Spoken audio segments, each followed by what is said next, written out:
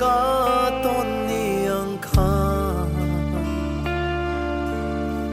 lại ri la anh đang reng a cham thế lo isak mình an soi rik mai chua lại ri la darang a thang reng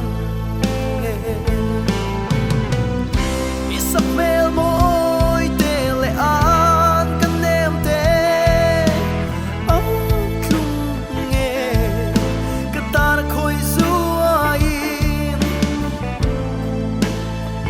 ka veireng thin sin I ching mit moi sia le biang no te khong kei ka tan chuan tra na ti tam tu ani biang no te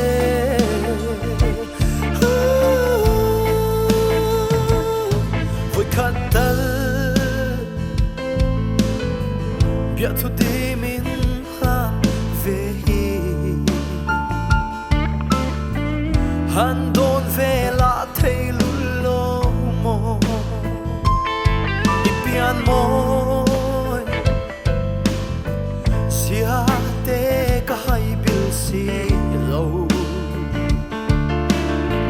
tuari har ngei tuar har mi u isak mel moi te le an kan nem te au klung nge ka tar khoi zuain ka veireng thin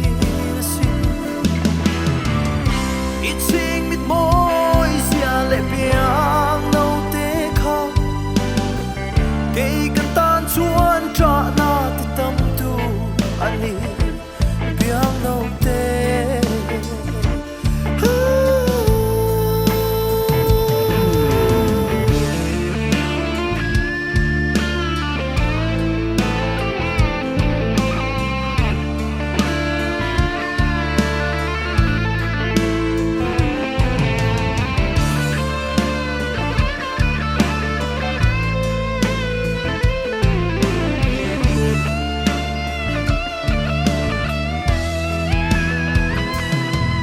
van đuôi